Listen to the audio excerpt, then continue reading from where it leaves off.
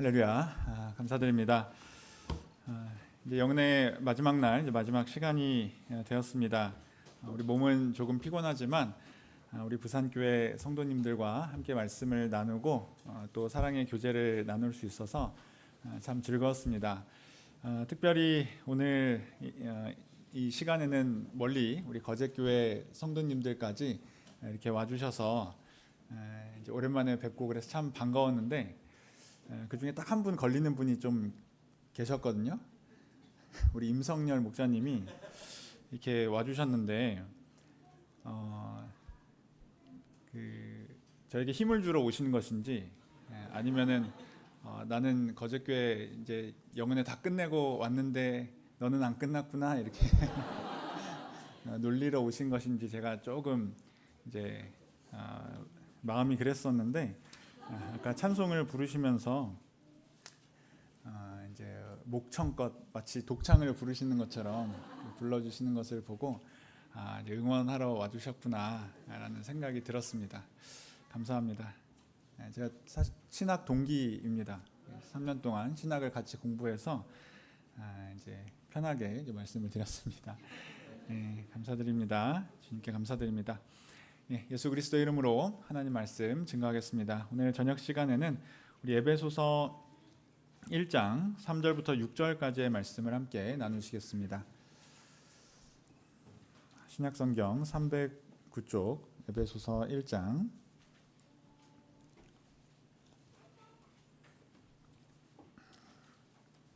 3절부터 6절까지의 말씀. 에베소서 1장 3절부터 6절까지의 말씀, 저와 여러분 한 구절씩 돌아가면서 읽도록 하겠습니다. 에베소서 1장 3절부터 제가 먼저 읽겠습니다. 찬송하리로다. 하나님 곧 우리 주 예수 그리스도의 아버지께서 그리스도 안에서 하늘에 속한 모든 신령한 복으로 우리에게 복 주시되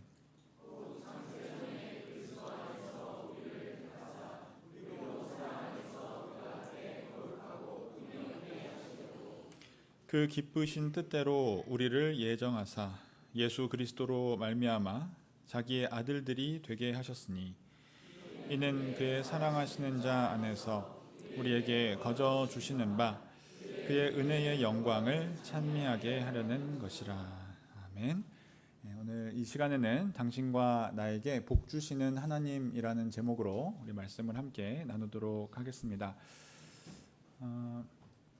지금 우리 거제도 교회에서 거제교회에서 신앙생활을 잘 하고 계신 걸로 알고 있는 한 자매님이 계신데요.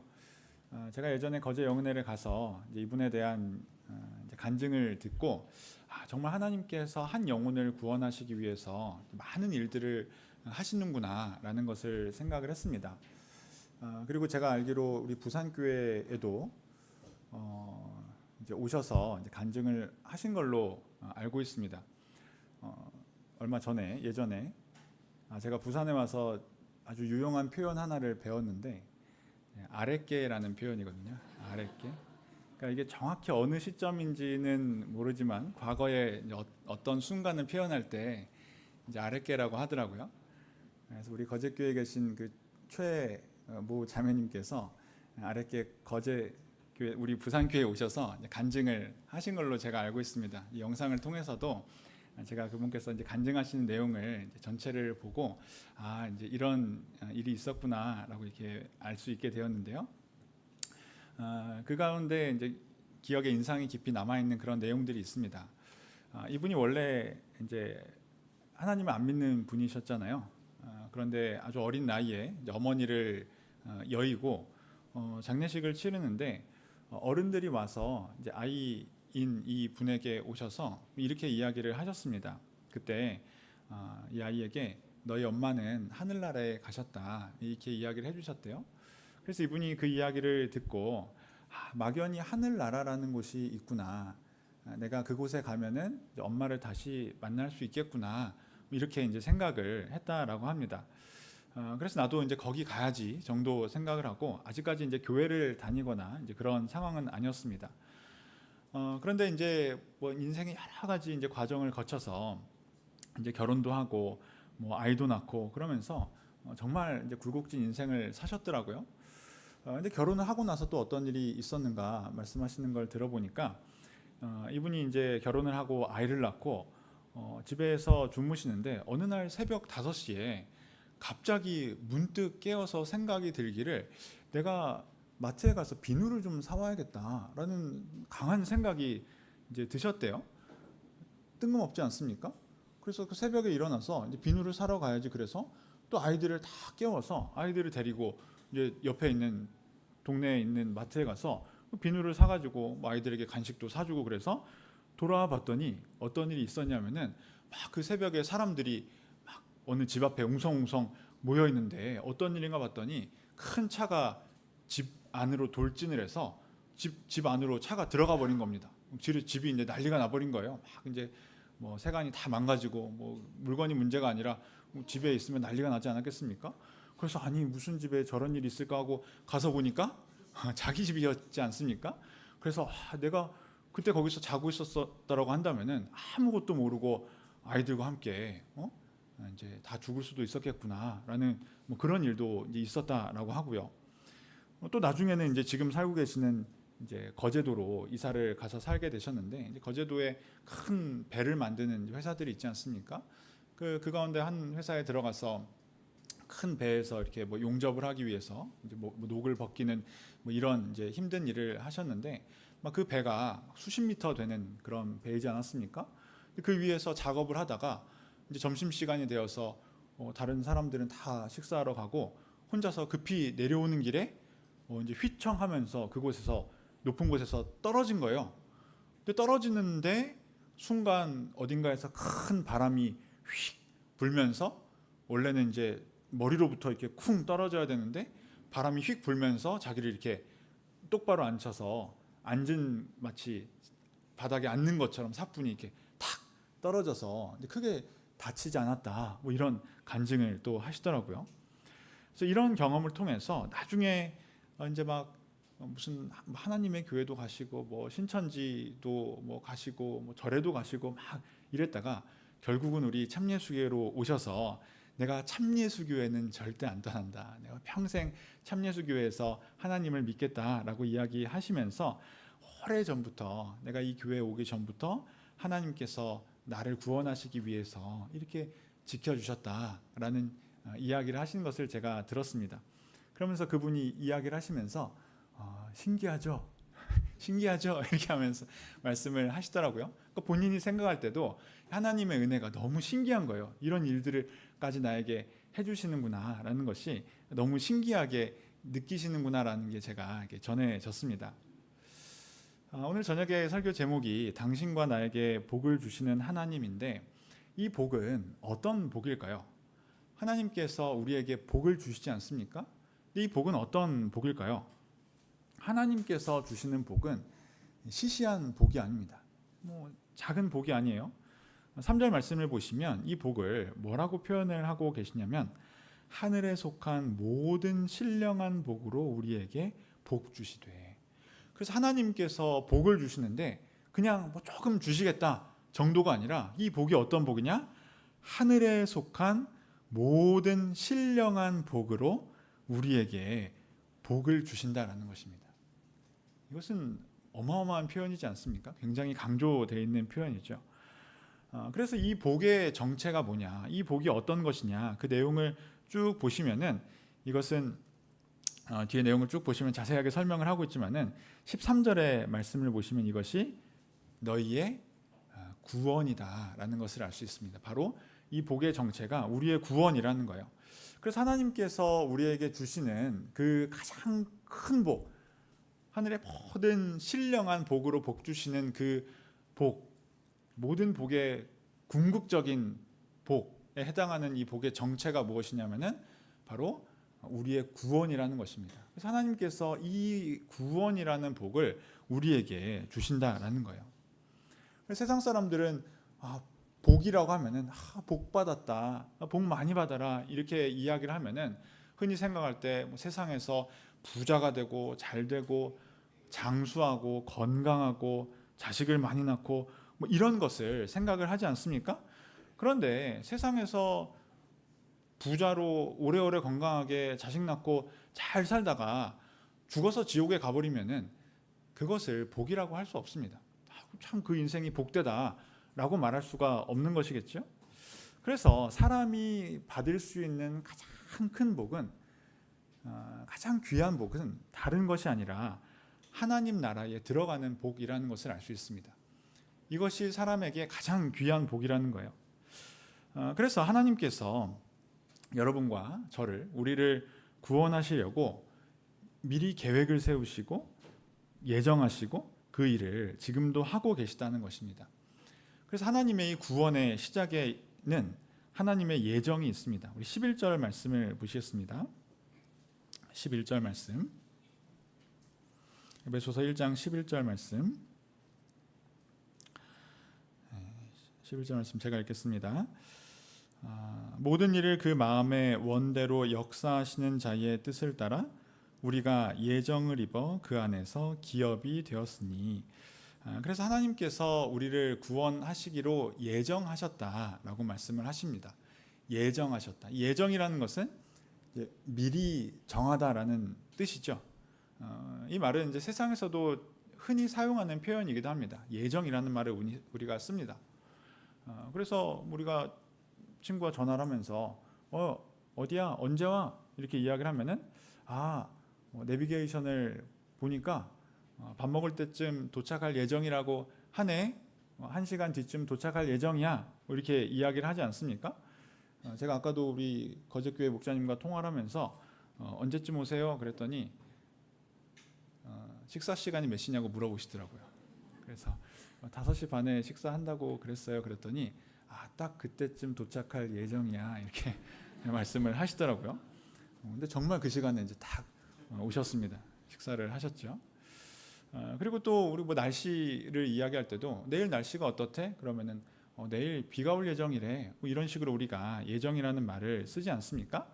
그래서 예정이라는 것은 앞으로 미래에 어떻게 일이 될 것이다 라는 의미로 우리가 흔히 사용을 합니다. 또는 어떻게 정해져 있다라는 것이죠. 하지만 이 예정이라는 말은 세상에서 현실적으로 볼 때는 상황을 볼 때 혹은 가능성으로 볼 때 그럴 수 있는 확률이 높다라는 의미로 사용이 됩니다. 그럴 가능성이 높다라는 의미로 그럴 예정이다라는 표현을 하죠. 그래서 이 말은 반대로 그렇지 않을 수도 있다라는 것을 내포합니다. 그래서 1시간 뒤에 도착할 예정이야 라고 말을 했지만은 갑자기 차가 막히거나 길에 사고가 나게 되면은 늦을 수도 있는 것입니다. 또 일기예보에서 내일은 비가 올 예정입니다 라고 했지만은 비가 한 방울도 내리지 않고 날씨가 화창할 수도 있지 않습니까? 그래서 그래도 사실은 크게 상관은 없습니다. 그러냐라고 욕은 할 수 있겠지만은 그렇게 될 가능성이 충분히 있다라는 것. 이것이 세상에서의 예정입니다. 하지만 하나님께서 말씀하시는 예정은 그와 같지 않죠. 하나님께서 예정하셨다라는 것은 그럴 가능성이 있다라든지 아니면 그럴 확률이 있다라는 것이 아니라 반드시 그렇게 된다라는 의미입니다. 반드시 그렇게 이루어진다라는 것이죠. 그렇게 미리 정하셨다라는 뜻입니다. 그래서 하나님께서 그렇게 예정하셨다라는 거예요. 무엇에 대해서 예정하셨습니까? 우리의 구원에 대해서 하나님께서 예정하셨다라는 것입니다. 그래서 오늘 이 시간에 구원에 대한 하나님의 예정에 대해서 함께 살펴보도록 하겠습니다. 우리 다시 에베소서 1장으로 오셔서 4절 5절 말씀을 같이 읽겠습니다. 에베소서 1장 4절 5절 말씀 다시 한번 같이 읽겠습니다. 시작. 곧 창세전에 그리스도 안에서 우리를 택하사 우리로 사랑 안에서 그 앞에서 거룩하고 흠이 없게 하시려고 그 기쁘신 뜻대로 우리를 예정하사 예수 그리스도로 말미암아 자기의 아들들이 되게 하셨으니. 이것은 우리를 구원하시는 하나님의 예정이죠. 근데 이 하나님의 예정이 언제 이루어졌다라고 하고 있을까요? 4절의 첫 부분을 보시면 곧 창세 전에 하셨다는 것입니다. 하나님께서 이를 창세 전에 하셨다라는 거예요. 그래서 예정, 미리 결정했다라는 단어로 되어 있습니다. 미리 결정했다. 하나님께서 우리의 구원에 대해서 미리 결정하셨다라는 거예요. 근데 언제 그렇게 하셨다는 것입니까? 창세 전에 그렇게 하셨다는 것입니다. 그래서 우리가 믿는 하나님은 이 세상을 창조하신 분이죠. 그리고 지금도 온 세상을 다스리고 계신 분입니다.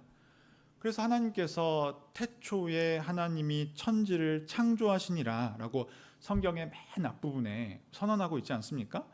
그래서 하나님께서는 이 천지를 만드셨을 뿐만 아니라 지금도 다스리고 계시는 분입니다. 그래서 우리가 그 하나님을 전능하신 하나님이라고 부르죠. 근데 그 하나님께서 이 세상을 창조하시기도 전에 그리스도 안에서 구원받을 하나님의 자녀로 우리를 택하셨다라는 것입니다. 하나님의 자녀로 삼기로 예정하셨다라는 거예요. 그래서 이것은 어마어마한 일입니다. 절대 바뀌지 않는, 그리고 그렇거나 그렇지 않거나 가능성이 있는 것이 아니라 하나님께서 그렇게 하기로 예정하셨다라는 것입니다. 바로 창세전에 그렇게 하셨다는 거예요. 이 창세전에라는 표현이 사실은 굉장히 이해하기가 곤란한 표현인데 또 많은 의미를 가지고 있는 표현인데, 저는 이 창세전에라는 표현을 볼 때 떠오르는 것이 있습니다. 어떤 의미로 다가오냐면은, 첫 번째로 이 창세전에라는 말은 우선순위에 관한 이야기입니다. 우선순위, 무엇을 중요하게 하나님께서 생각하셨는가를 이제 알 수 있는 그런 표현 같은데요.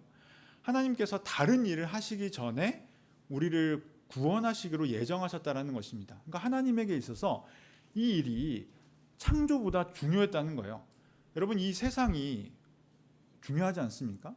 이 세상이 균형 있게 만들어지고 또 땅과 바다가 있고 또 하늘이 있고, 하늘에 매일매일 해가 뜨고 달이 뜨고 또 하늘에 있는 수많은 별들과 행성들이 부딪히지 않고 이렇게 질서정연하게 움직이는 것이 너무나 놀랍고 대단한 일 아니겠습니까?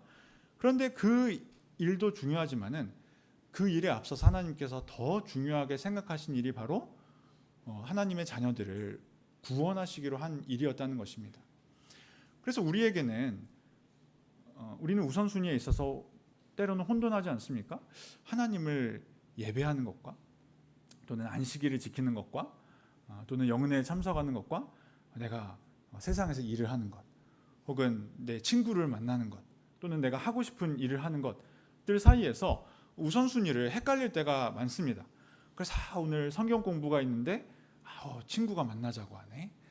내가 기도해야 되는데 TV에서 재밌는 걸 하네. 이러면 우리는 우선순위를 때로 혼돈하기도 합니다. 근데 하나님에게 있어서 이게 정해져 있다는 거예요. 천지를 만드는 것보다, 이 모든 것을 창조하는 것보다 하나님께서는 하나님의 백성을 구원하시는 것을 최우선으로 삼으셨구나라는 것을 우리가 생각해 볼 수 있습니다. 그래서 예수님께서도 이 세상에 오셨을 때 한 영혼이 온 천하보다 귀하다라고 말씀하시지 않습니까? 그래서 예수님께서도 자기 자신을 희생하면서까지 우리의 영혼을 구원하시는 일을 실천하셨다는 것을 우리가 알 수 있습니다. 그래서 창세전에라는 말씀의 의미는 우리의 구원이 모든 것에 앞선다, 그것을 가장 우선적으로 이제 생각하셨다라는 것을 알게 해주고요. 그리고 두 번째로 창세전에라는 말은 이 세상과 이 세상의 시간과 공간을 초월하는 것이라는 의미를 가지고 있습니다. 그래서 하나님의 예정에 있어서 그렇다는 것이죠. 하나님의 예정, 우리를 구원하기로 하신 하나님의 예정이라는 것은 이 세상의 시간과 공간을 초월하는 일이라는 것입니다. 그것을 벗어나는 일이라는 거예요. 그래서 우리가 하나님께서 창세전에 우리를 구원하시기로 예정하셨다라는 말씀을 들으면 이해가 될 듯하면서 또 조금 생각해 보면은 이해가 안 되는 그런 측면들이 많이 있습니다. 여러 가지 질문들이 쏟아져 나오죠. 그래서 우리가 이성적으로 충돌되는 부분이 많이 생깁니다. 어떤 의문을 가지게 될까요? 대표적으로 하나님께서 우리를 구원하시기로 했다고 하니까 그건 참 놀랍고 감사한 일인데 우리 옆집에 살고 있는 이 아무개는 내가 아무리 교회 가자고 부탁을 하고 설득을 하고 또 선물도 주고 그래 봐도 나는 교회 안 가겠다라고 고집을 부리고 있다.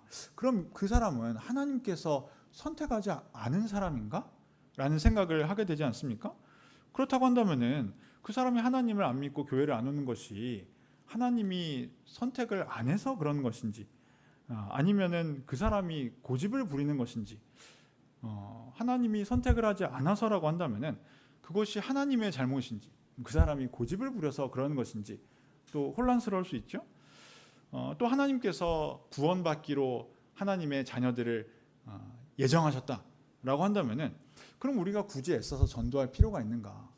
하나님께서 구원하시기로 이미 정하셨다라고 한다면은 그 사람은 어차피 하나님을 언젠가는 믿게 될 것인데 우리가 굳이 열심히 그 사람에게 전도하고 또 그 사람을 위해서 기도하고 그럴 필요가 있는가라는 생각을 하게 되죠.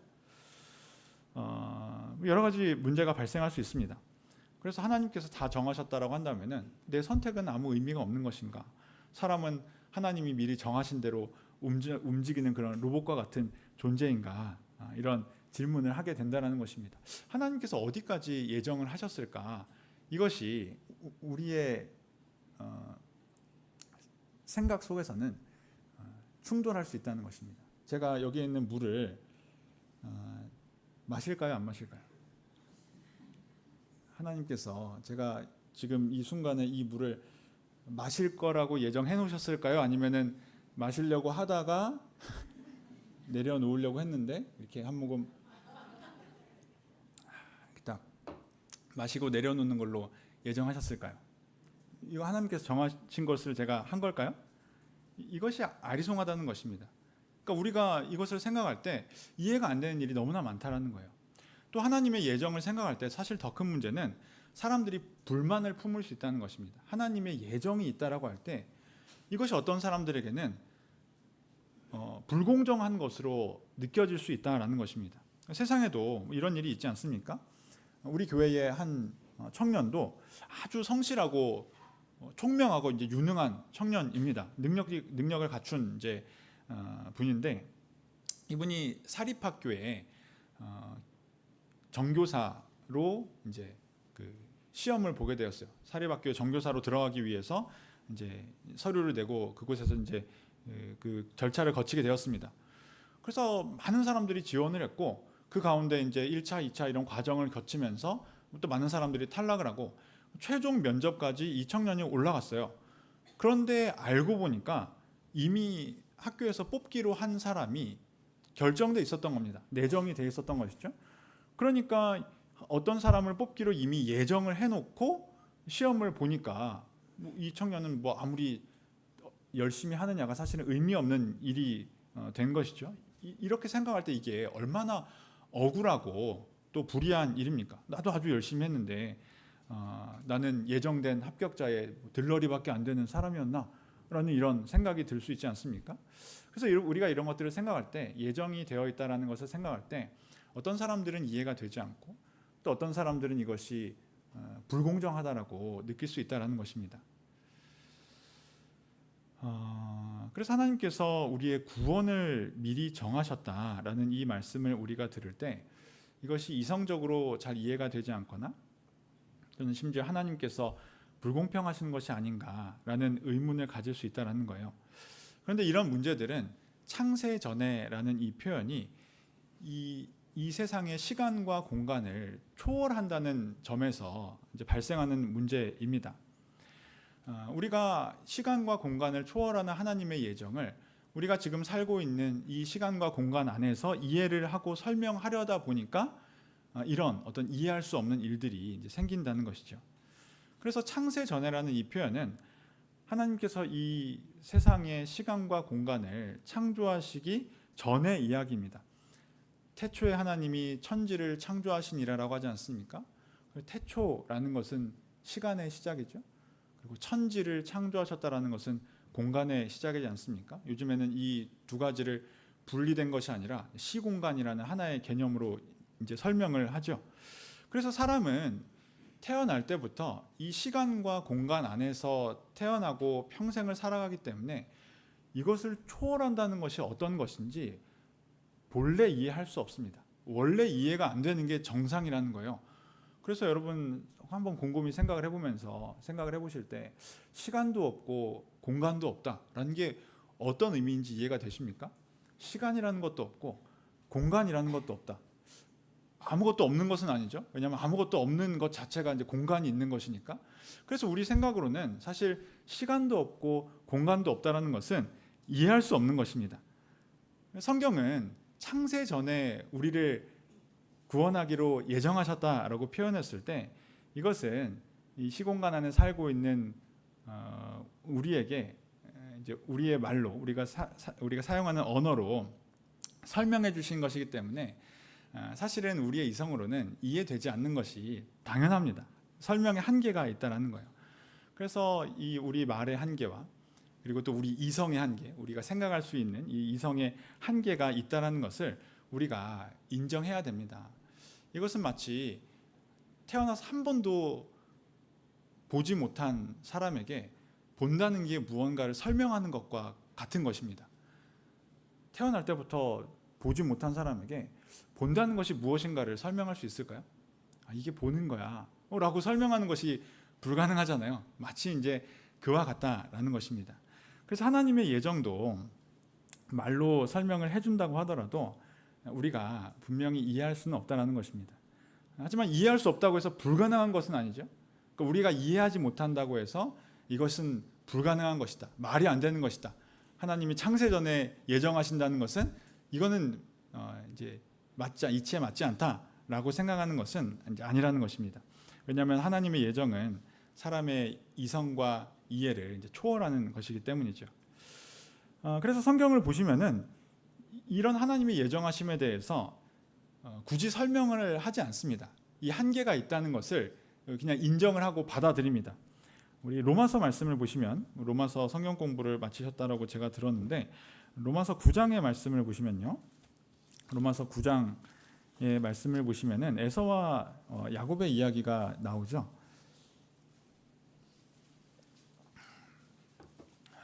로마서 9장 8절부터 말씀을 좀 쭉 보시면요, 좀 길지만 제가 읽겠습니다. 로마서 9장 8절부터 곧 육신의 자녀가 하나님의 자녀가 아니라 오직 약속의 자녀가 씨로 여기심을 받느니라. 약속의 말씀은 이것이라. 명년 이때에 내가 이르리니 사라에게 아들이 있으리라 하시니라. 이뿐 아니라 또한 리브가가 우리 조상 이삭 한 사람으로 말미암아 잉태하였는데 그 자식들이 아직 나지도 아니하고 무슨 선이나 악을 행하지 아니한 때에 택하심을 따라 되는 하나님의 뜻이 행위로 말미암지 않고 오직 부르시는 이에게로 말미암아 서게 하려 하사 리브가에게 이르시되 큰 자가 어린 자를 섬기리라 하셨나니 기록된 바 내가 야곱은 사랑하고 에서는 미워하였다 하심과 같으니라. 14절 그런즉 우리가 무슨 말하리요? 하나님께 불의가 있느뇨? 그럴 수 없느니라. 모세에게 이르시되 내가 긍휼히 여길 자를 긍휼히 여기고 불쌍히 여길 자를 불쌍히 여기리라 하셨으니 그런즉 원하는 자로 말미암음도 아니요 다른 박질하는 자로 말미암음도 아니요 오직 긍휼히 여기시는 하나님으로 말미암음이니라. 성경이 바로에게 이르시되 내가 이 일을 위하여 너를 세웠으니 곧 너로 말미암아 내 능력을 보이고 내 이름이 온 땅에 전파되게 하려 함이로라 하셨으니 그런즉 하나님께서 하고자 하시는 자를 긍휼히 여기시고 하고자 하시는 자를 강팍하게 하시느니라. 19절 혹 내가 내게 말하기를 그러면 하나님이 어찌하여 허물하시느뇨? 누가 그 뜻을 따라 그 뜻을 대적하리요? 하리니 이 사람아 내가 유기에 감히 하나님을 힐문하느뇨? 지음을 받은 물건이 지은 자에게 어찌 나를 이같이 만들었느냐 하겠느뇨? 21절 같이 읽겠습니다. 토기장이가 진흙 한 덩이로 하나는 귀 쓸 그릇을 하나는 천이 쓸 그릇을 만드는 권이 없느냐? 바울 사도가 이제 여기서 설명을 멈춥니다. 이것은 하나님에게 달려 있는 것이라는 거예요. 이것에 대해서 사람이 하나님이 불의하시다라고 할 수 없다라는 것입니다. 그래서 우리가 읽는 이 성경 말씀은 사람을 구원하시는 하나님의 구원에 관한 설명서와 같습니다. 그래서 우리가 이 하나님의 말씀을 읽으면 하나님께서 어떻게 사람을 구원하시는지, 또 사람은 어떻게 하면 구원을 얻을 수 있는지, 또 구원받은 사람은 어떻게 또한 이 세상을 살아가야 하는지를 설명해 줍니다. 성경을 읽으면 그런 것들을 알 수 있습니다. 그래서 우리가 어떻게 구원을 받고 또 구원받은 사람은 어떻게 살아가야 되는지에 대해서 알 수 있다는 거예요.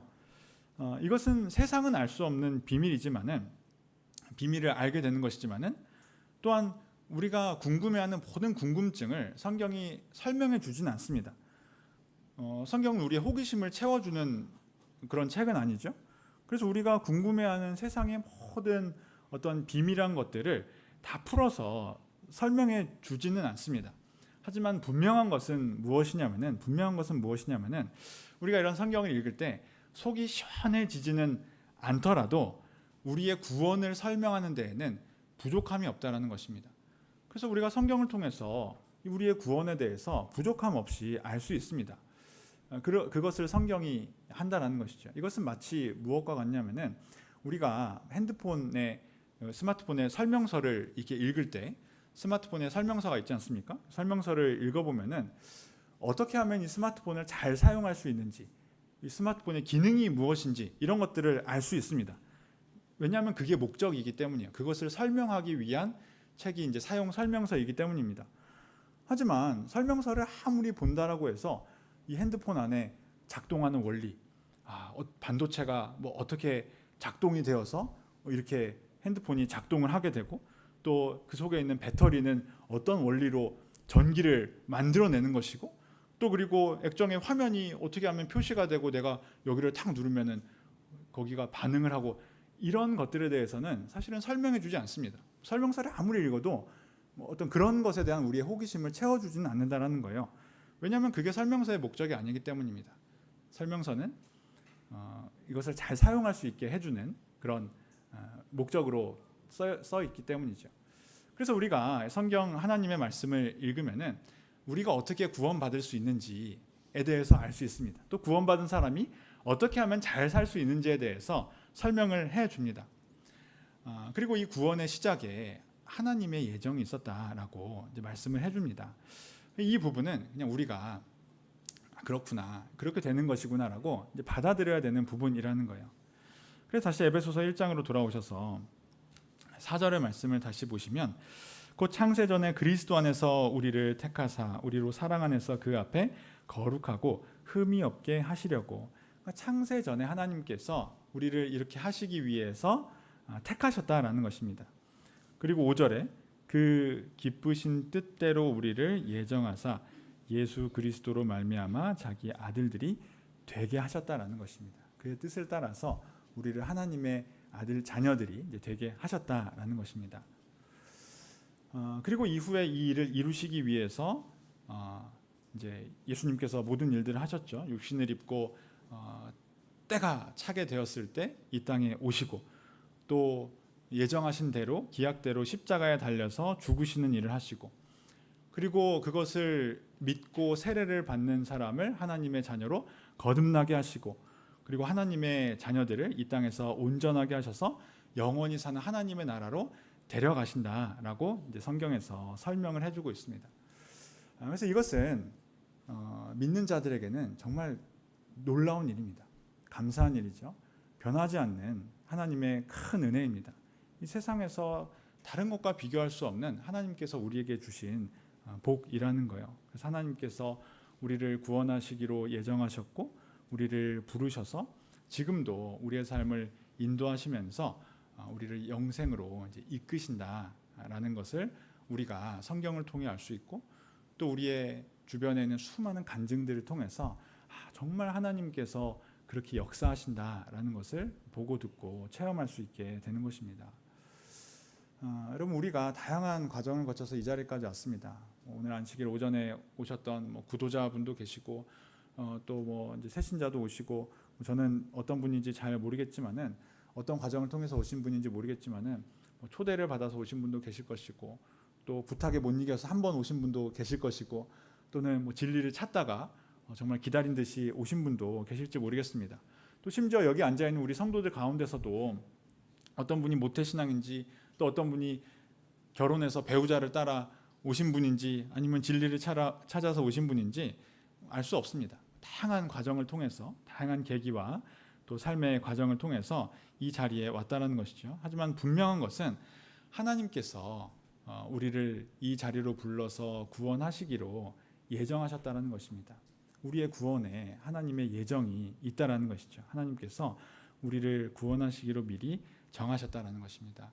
이 사실이 믿어지면은 정말 감사한 일입니다. 이것은 우리에게 큰 위로를 주는 일이죠. 하지만 아직 이것이 잘 이해가 되지 않는다라고 한다면은 어떻게 하면 될까요?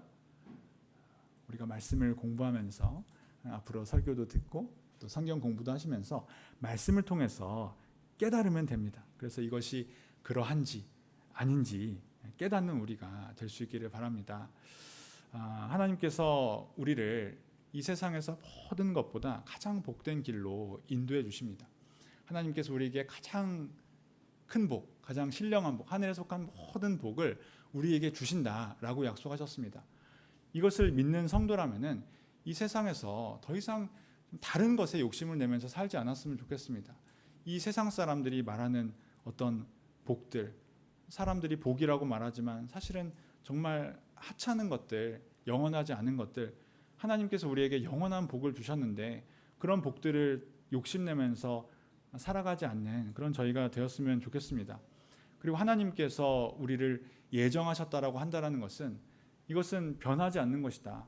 그럴 수도 있고 아닐 수도 있는 확률과 가능성의 문제가 아니라 하나님께서 우리를 구원하시기로 예정하셨다라는 것을 믿으면은 우리 삶 가운데 어떠한 일을 만나게 되더라도 우리가 그 작은 일에 일희일비하는 것이 아니라 이것이 하나님께서 나를 구원하시는 과정 중에 있다라는 것을 믿고 모든 상황 가운데 평안함을 누릴 수 있으리라 믿습니다.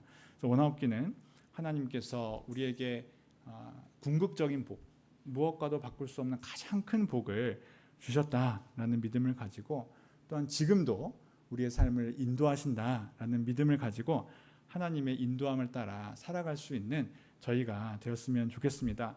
그래서 우리 모두가 언젠가 하나님 앞에 서게 될 때에 영광스러운 그 상급, 영원한 상을 받아 누리는, 그래서 영원한 하나님 나라에서 영광스러운 모습으로 만날 수 있는 저 우리 모든 성도님들 되시기를 주님의 이름으로 축원합니다.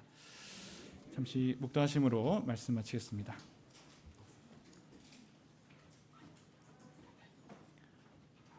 할렐루야, 아멘.